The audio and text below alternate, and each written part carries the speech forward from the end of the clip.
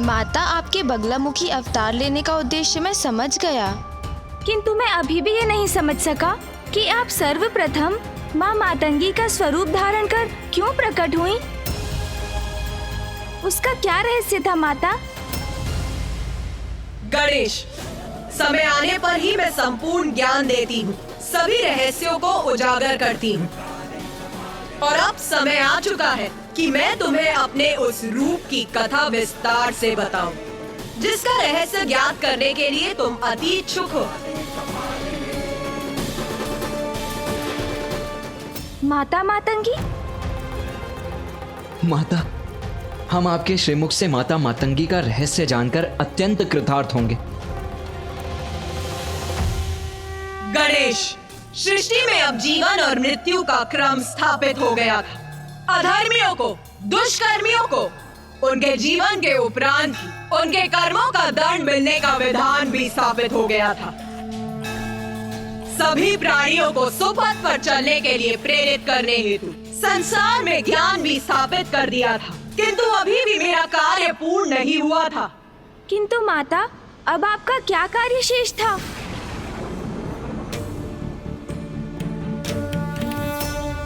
हाँ माँ, बताइए माँ। गूढ़ ज्ञान समझना कठिन होता है गणेश। उसे जन सामान्य तक पहुंचाकर उसका प्रसार करने हेतु उसमें रस का मिश्रण करना अत्यंत आवश्यक था, और ये कार्य एक लेखक, एक कलाकार ही कर सकते थे। और यही कारण था मेरे देवी मातंगी रूप को धारण करने का।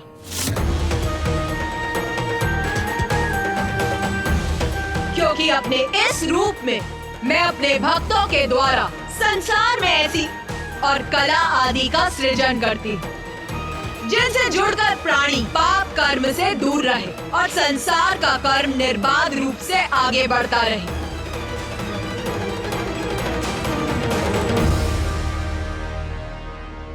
माता, अब मैं समझा कि आपने मुझे यहाँ क्यों बुलाया है। मैं तो ध्यान में मग्न था माता। मुझे आभास हुआ कि आप मुझे पुकार रही हैं, और जब आपका स्वर सुनकर मैं यहाँ इस शमशान में खींचा चला आया तो मैं बहुत अचंभित था।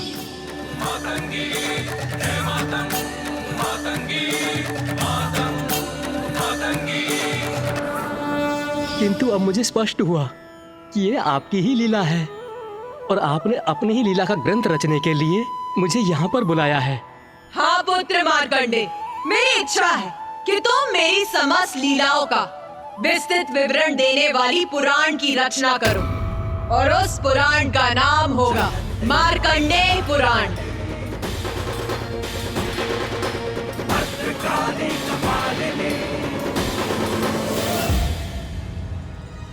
माता, आपने इतना महत्वपूर्ण कार्य सौंपकर मुझे कृतार्थ कर दिया। माता, इसी क्रम में मुझे बताने की कृपा करें कि जो भक्त संपूर्ण निष्ठा और भक्ति से आपके दैवी मातंगी रूप की साधना करते हैं, उनको आपकी कृपा स्वरूप क्या फल प्राप्त होता है? देवी मातंगी रूप में मेरी पूजा करने से मेरे भक्तों को वाक शक्ति और उच्च कलाओं की सिद्धि प्राप्त होती।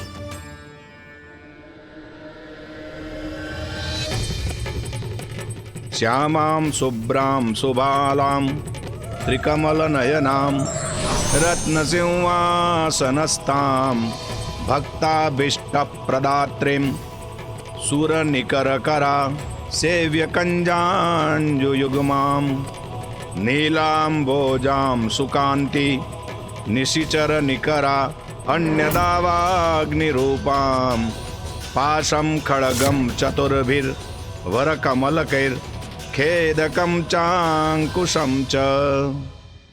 प्रणाम माता।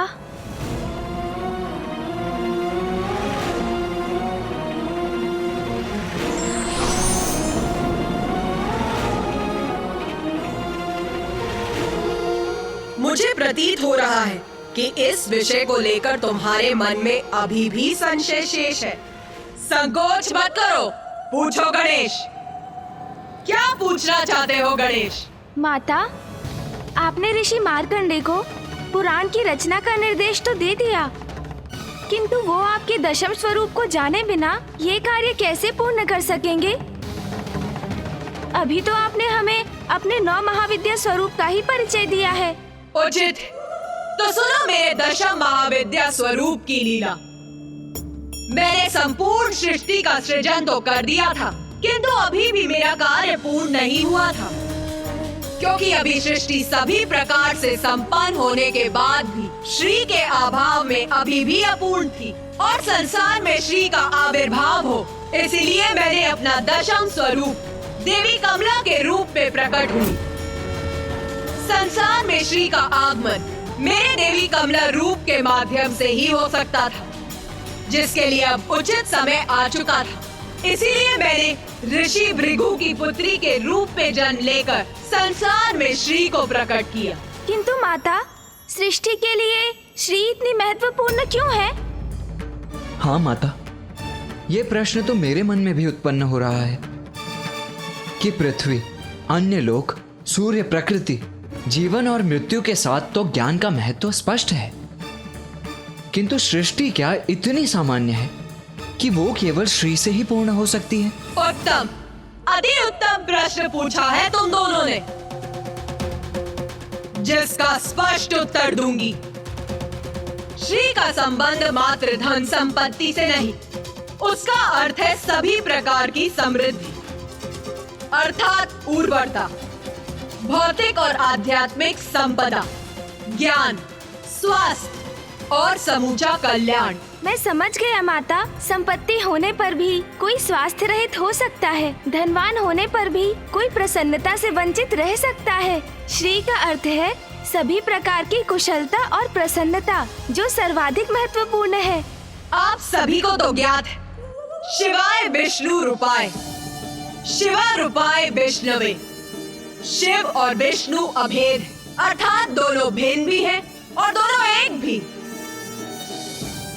इसीलिए समय आने पर ऋषि भृगु ने मेरा विवाह मेरे देवी कमला रूप में महादेव के ही रूप नारायण से किया।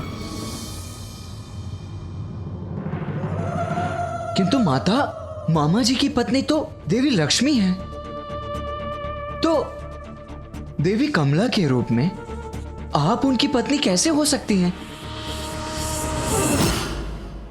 मैं ही शक्ति, मैं ही पार्वती, मैं ही सरस्वती, मैं ही लक्ष्मी, मैं ही महादेव, मैं ही ब्रह्मदेव और मैं ही नारायण हूँ।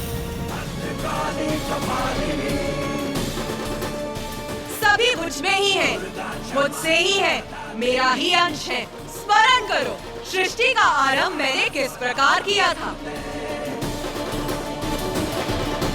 दुर्गा क्षमा शिवा धात्री, स्वाहा स्वधा नमोस्तुते। स्वरूपा काली, भवानी भद्रकाली, समस्त त्रिदेव और त्रिदेवियां मुझसे ही उत्पन्न हुए, नारायण और देवी लक्ष्मी भी, क्योंकि देवी लक्ष्मी कमल पुष्प पर वास करती, इसीलिए उनका नाम कमला पड़ा।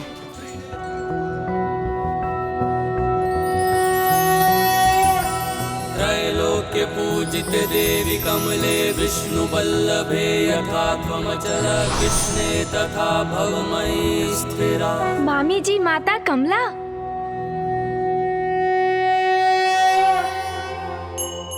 माता, आपके श्री मुख से आपके समस्त महाविद्या के रूपों का विस्तृत वर्णन सुनकर हम कृतार्थ हुए, और अब देवी श्री महालक्ष्मी की कृपा से भी हम लाभान्वित हुए हैं। माता, अब हमें ये भी बताइए कि आपके इस रूप की पूजा करने से आपके भक्तों पर आपकी कृपा किस प्रकार होती है? मेरे अर्थात देवी कमला के रूप में माता संसार की श्री अर्थात देवी लक्ष्मी के रूप में होती हैं, किंतु श्रीहीन होने का अर्थ है कांति से रिक्त होना। श्री के अभाव में सभी धन, संपत्ति, विद्या आदि व्यर्थ है, वे शीघ्र ही नष्ट हो जाते हैं। संसार को श्रीयुक्त करने हेतु ही श्री महाकाली मुझे प्रकट करती हैं।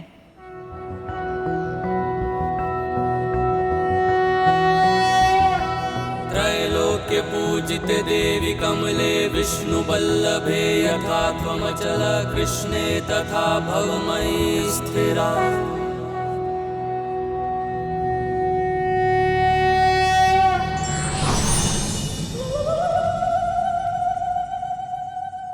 इस प्रकार मैं अपने महाविद्या स्वरूपों के माध्यम से संसार का सृजन करती और उस संपूर्ण अवधि में महादेव मेरे साथ होते।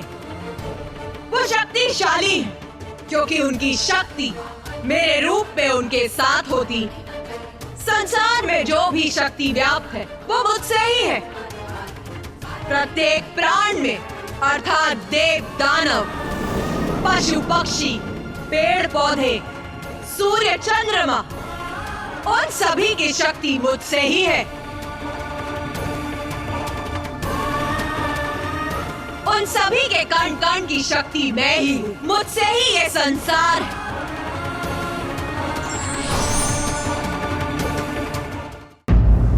माता, संसार का जन्म आपसे और आपके द्वारा ही होता है। आप ही अपने विभिन्न स्वरूपों में संसार का पालन भी करती हैं। आप अपनी सभी संतानों को प्रकृति के माध्यम से जीवन के लिए जो भी आवश्यक है उन्हें उपलब्ध कराती हैं। उनके दोषों के लिए उन्हें दंडित कर उन्हें उचित मार्ग पर लेकर आती हैं। किंतु माता, क्या यही क्रम अनंत काल के लिए स्थिर है? नहीं गणेश, जन्म मुझसे है, पालन मुझसे है, तो सृष्टि का संहार भी तो मुझसे ही है। सृष्टि का संहार माता?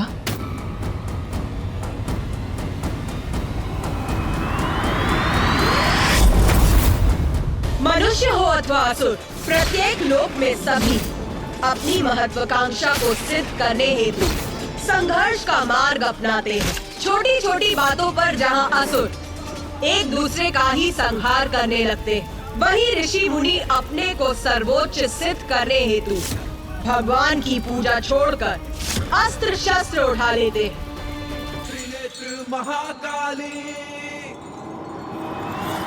और जब ऐसा समय आरंभ होता तो प्राणियों को सुकर्मों के प्रति सजग करने हेतु मैं खंड प्रलय उत्पन्न कर संपूर्ण जगत को चेतावनी देती। और सर्वप्रथम जो खंड प्रलय मैं उत्पन्न करती वो है सूर्य प्रलय।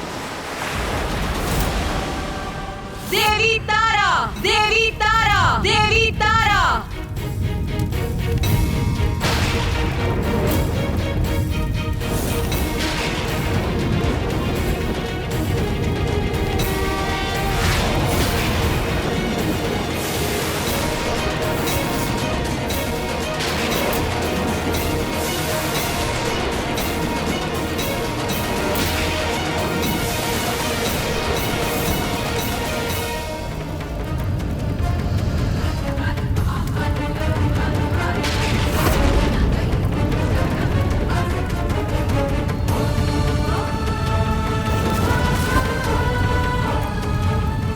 संसार को प्राण शक्ति प्रदान करते हैं, तो उनमें समाहित विषाक्त वायु संसार के जीवों का नाश भी करती। मेरे देवी तारा स्वरूप ने सूर्य को प्रकट किया था और मेरे ही आदेश पर सूर्य प्रलय के समय देवी तारा और भी उग्र हो उठी और तब सभी 12 आदित्य सूर्य प्रकट होते। उन सूर्य की किरणों के प्रचंड ताप और विषैली वायु से मैं संसार के जीवों का नाश भी करती।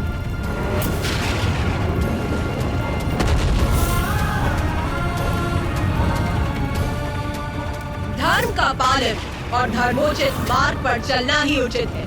उन्हें ये स्मरण कराने और समझाने हेतु मुझे कभी कभी अकाल जैसी प्राकृतिक आपदाएं उत्पन्न करनी पड़ती है।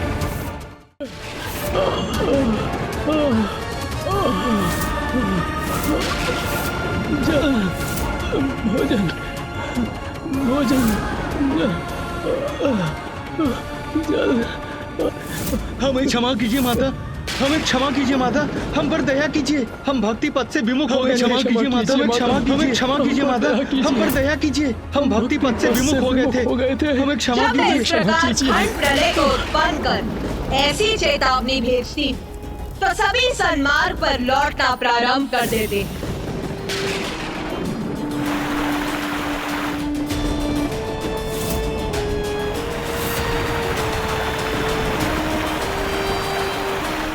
इस प्रकार मैं सृष्टि में अनुशासन, सुव्यवस्था और शांति स्थापित कर देती हूँ, किंतु उसे दीर्घ अवधि तक स्थिर रखना अधिक कठिन है। वो किसी न किसी कारण से भंग हो ही जाती है। मनुष्य पुनः अपने पथ से भटक जाते हैं और मेरे क्रोध को जागृत करने का कारण बनते हैं।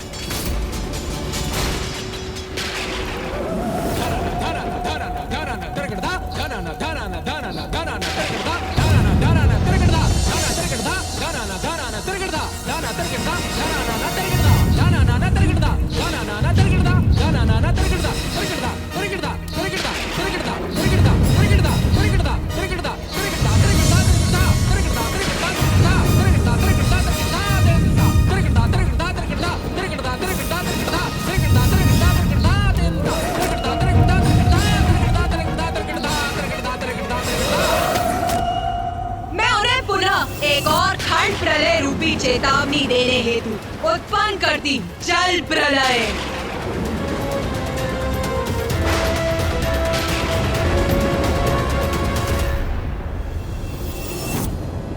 इन खंड प्रलय के रूपों में मैं ये चेतावनी भेजती तो कुछ प्राणी उससे उचित पाठ सीखकर अपने भीतर सुधार लाकर सदाचार के पथ पर अग्रसर होते हैं, किंतु कुछ ऐसे भी होते हैं जो इतने पर भी सद्मार्ग पर नहीं लौटते।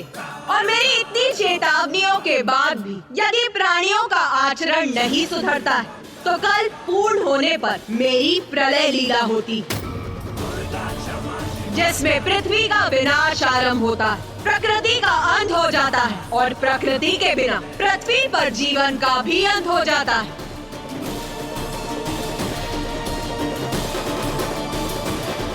देवी षोडशी।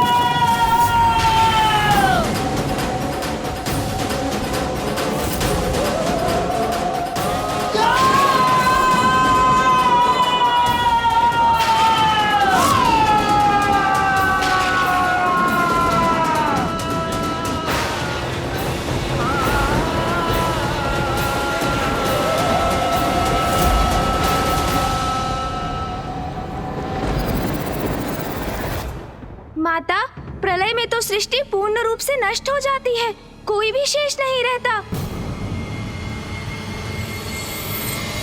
हाँ पुत्र, उचित दिशा में देख रहे हो तो तुम्हारी दृष्टि से ही तुम्हारे विचार इंगित हो रहे हैं, जो सर्वथा उचित है। एकमात्र पुत्र मार्कंडेय ही है जो सृष्टि के अंत के साक्षी होकर भी जीवित है। क्योंकि माता, ऋषि मार्कंडेय तो चिरंजीवी है। हाँ पुत्र, और पुत्र मार्कंडेय को सृष्टि के अंत के साक्षी बनने के क्रम में कुछ ऐसा भी देखने का सौभाग्य प्राप्त हुआ जिसका अनुपम दिव्य सौंदर्य था। हाँ माता, प्रलय के उपरांत उस अथाह जल के मध्य एक द्वीप पर स्थित रहकर अनेकों वर्षों तक मैं चलायमान रहा, और तब मुझे एक वट का पत्ता दिखाई दिया और उस पत्ते पर प्रभु नारायण अपने शिशु रूप में माता द्वारा सृष्टि के पुनरारंभ की प्रतीक्षा में थे।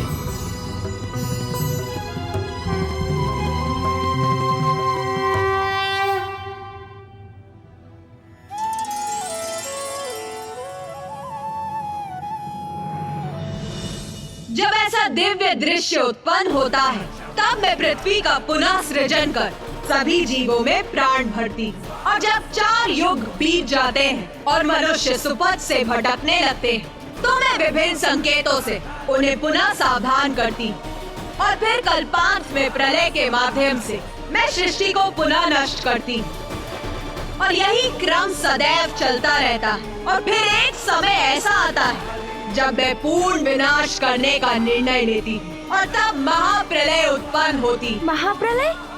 हाँ पुत्र, अभी तो तुमने प्रलय के विषय में सुना, किंतु इससे भी भयंकर और विनाशकारी होती है महाप्रलय, जिससे सभी कुछ नष्ट हो जाता है।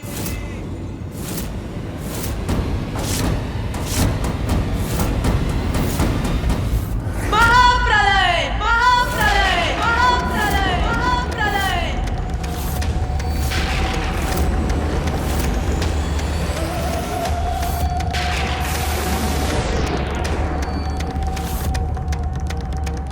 देवी भुवनेश्वरी, देवी भुवनेश्वरी, देवी भुवनेश्वरी, देवी भुवनेश्वरी।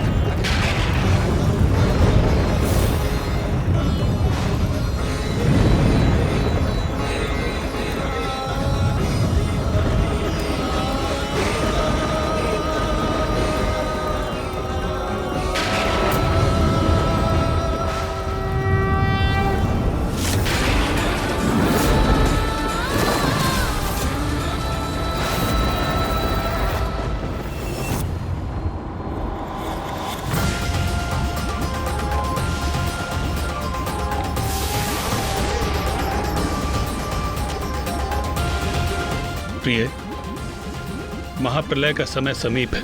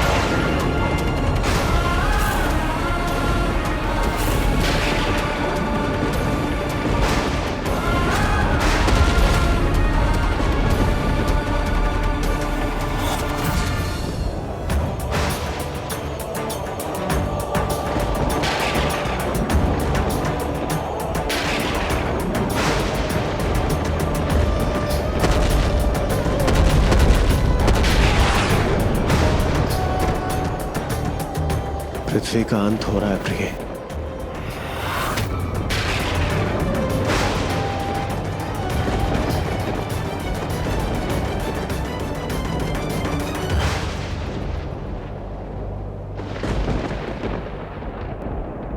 स्वामी,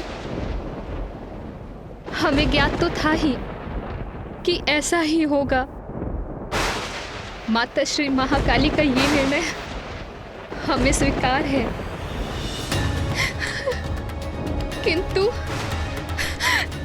किंतु मुझे मात्र एक ही दुख है कि कुछ अंतराल के लिए हमें एक दूसरे से विलग होना हो। किंतु स्वामी,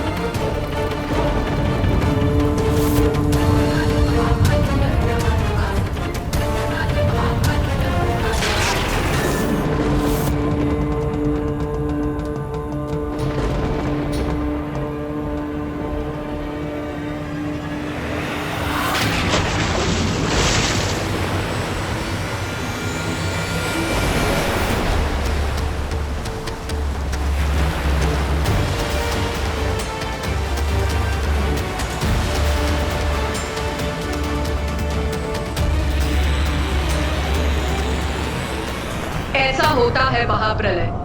सब कुछ नष्ट कर देती हूँ मैं।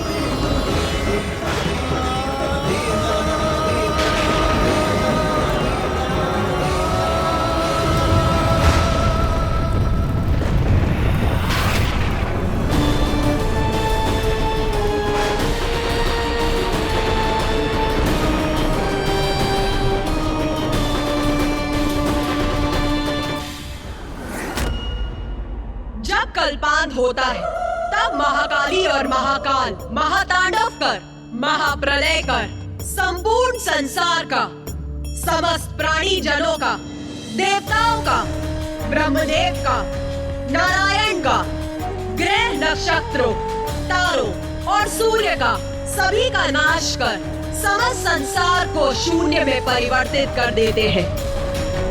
और उसके बाद मैं पुनः एक नवीन संसार की रचना करती हूँ और फिर मैं अपनी महाविद्या रूप धारण कर पुनः संसार के पालन में जुट जाती हूँ। और ये प्रक्रिया संसार के अनंत क्रम तक निरंतर चलती रहती है।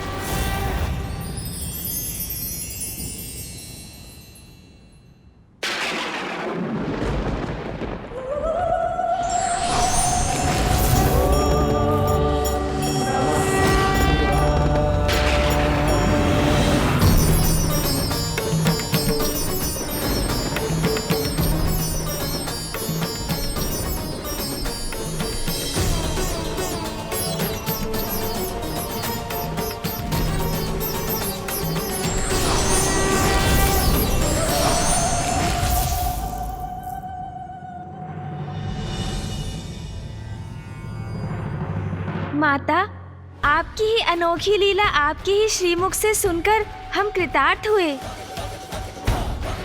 आपने अपनी 10 महाविद्या स्वरूपों का वर्णन किया और मैंने आपसे अनेक प्रश्न पूछे। उसके लिए मुझे क्षमा कीजिए माता। किंतु जो भी आपकी लीला का साक्षी बना वो धन्य हुआ माता।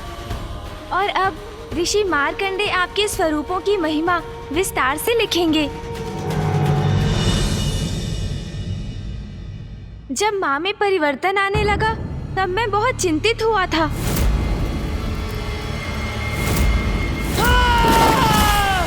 किंतु अब मुझे ज्ञात हो गया कि उसके पीछे कितना बड़ा कारण निहित था। इसलिए अब मैं शांत हूँ माता।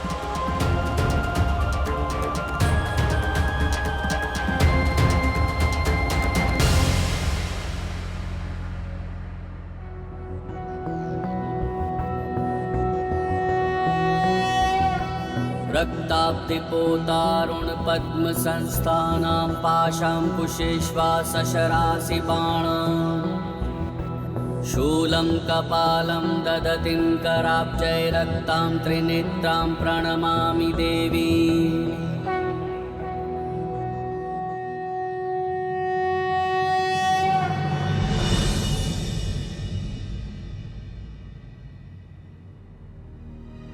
किंतु माता, एक प्रश्न तो अभी भी शेष है। आपने अपने प्रथम रूप में माता मातंगी का ही स्वरूप क्यों चुना, जिसके परिणाम स्वरूप हम यहाँ तक पहुँचे? गणेश, मेरा कथन अभी समाप्त कहाँ हुआ है? मेरे मातंगी स्वरूप के तो अभी और भी दायित्व शेष है। तो माता, कृपा कर हमें वो दायित्व भी बताइए। हाँ माता। गणेश, प्रत्येक लीला का, प्रत्येक घटना का उचित समय होता है। तुम मेरे विभिन्न स्वरूपों और उसकी लीलाओं के बारे में जान रहे हो क्योंकि तुम्हारे लिए ये उचित समय है। किंतु यदि मैं अभी भी सब कुछ उजागर नहीं कर रही तो उसका भी एक कारण है। देवी मातंगी के अन्य दायित्वों के विषय में तुम्हें अवश्य ज्ञात होगा गणेश, किंतु उचित समय आने पर। स्मरण रखना गणेश, मेरी लीला अभी संपन्न नहीं हुई है, वो अभी भी शेष है।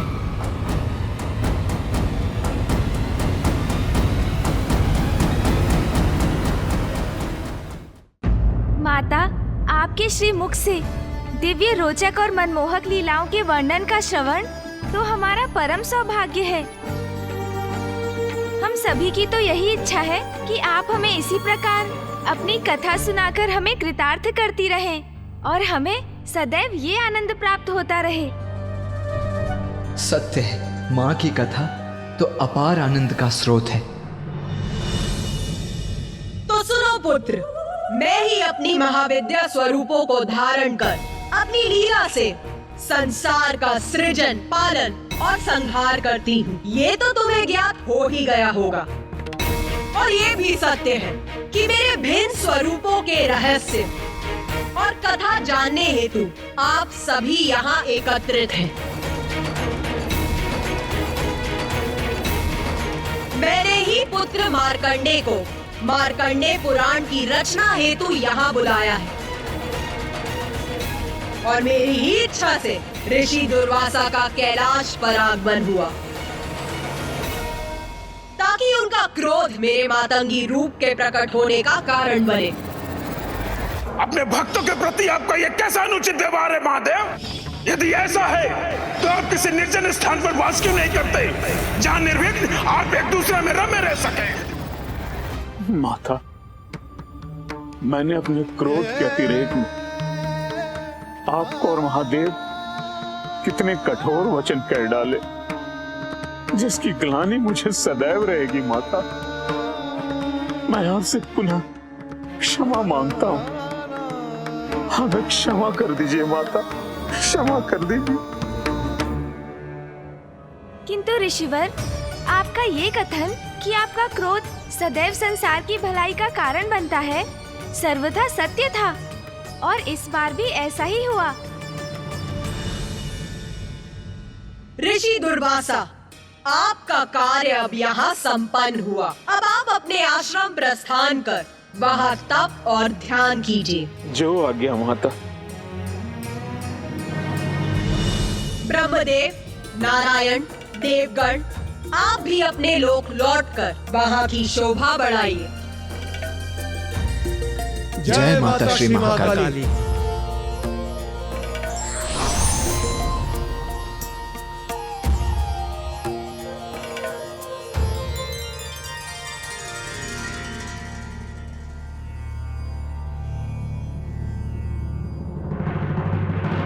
गणेश, मुझे ज्ञात है तुम्हारे हृदय में अभी भी प्रश्न शेष है। अपने प्रश्न पूछो पुत्र। माता, आपने समस्त देवताओं को उनके लोक भेज दिया। ऋषि दुर्वासा को भी उनके आश्रम लौटने का आदेश दिया, किंतु ऋषि मार्कंडे अभी भी यही है और जिसका कारण मुझे ज्ञात है। माता, तो कहो, क्या है तुम्हारे अनुसार उनके यहाँ होने का कारण? माता, मार्कंडे पुराण की रचना के लिए तो उन्हें आपकी संपूर्ण लीला ज्ञात करनी होगी ना? तो अभी आपका ये रहस्य उजागर करना तो शेष ही है कि आपने सर्वप्रथम देवी मातंगी रूप क्यों धारण किया। गणेश जी का कथन सर्वथा उचित है। मुझमें माता की लीला के इस रहस्य को लेकर जिज्ञासा अभी भी शेष है। माता, आपने अभी तक हमें ये भी नहीं बताया कि आपको देवी मातंगी और पिताश्री को मातंग रूप क्यों धारण करना पड़ा, और फिर देवी मातंगी से माँ कौशिकी और स्वयं आप श्री महाकाली का आविर्भाव भी तो हुआ। हाँ माता, अवश्य इसके पीछे भी कोई ना कोई बड़ा कारण होगा, क्योंकि आपकी प्रत्येक लीला के पीछे कोई ना कोई महान उद्देश्य अवश्य होता है। पुत्र गणेश, पुत्र कार्तिकेय, तुम दोनों के प्रश्न तो अनंत हैं।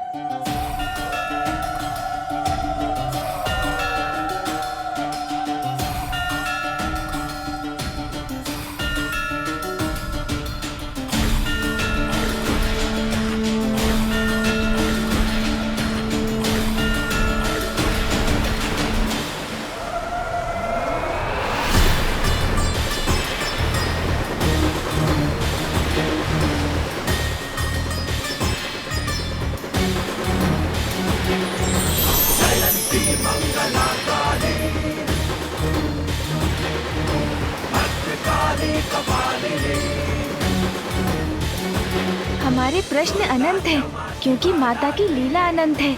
अद्भुत है माता का ये दिव्य जल सिंहासन।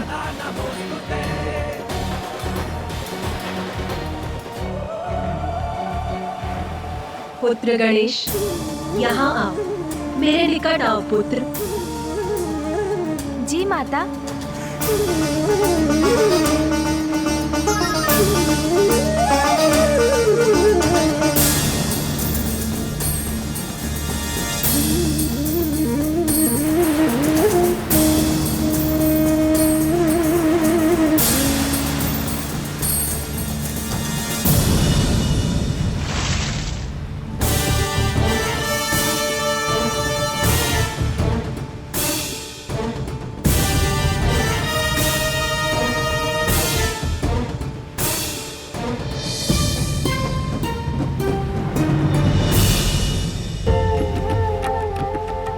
माँ की अनंत कृपा से संतान सदा कृतार्थ होती है।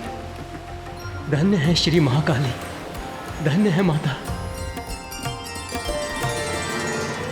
पुत्र। माँ।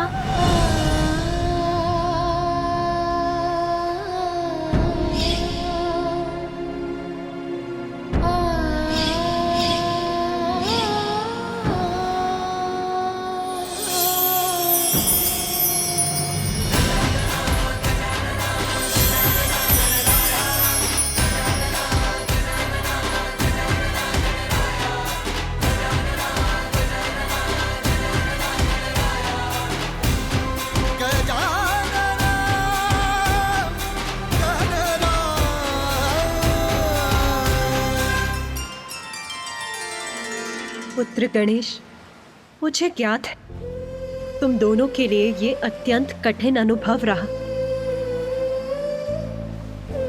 किंतु अपने पुत्रों से दूर रहना तो मेरे लिए भी कष्टप्रद है।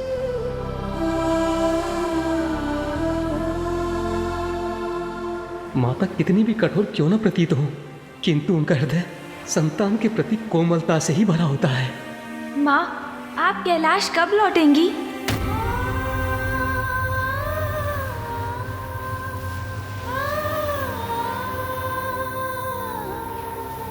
पुत्र गणेश, मैं तुम्हें तुम्हारे इस प्रश्न का उत्तर ज्ञात करने की शक्ति प्रदान करती। ये क्या कह रही है माँ? तो क्या वो अभी कैलाश नहीं लौटेंगी? तुम्हारे सभी शेष प्रश्नों के उत्तर मेरे इस स्पर्श में निहित है पुत्र। पुत्र गणेश, तुम अपने नेत्र बंद करो।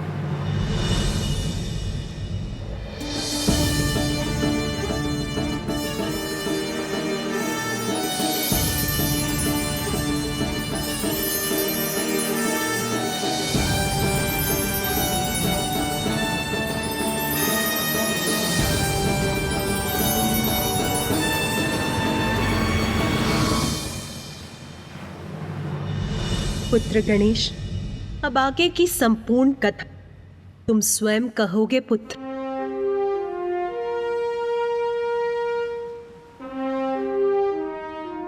आगे की कथा का समस्त ज्ञान मैंने तुम्हें प्रदान किया पुत्र।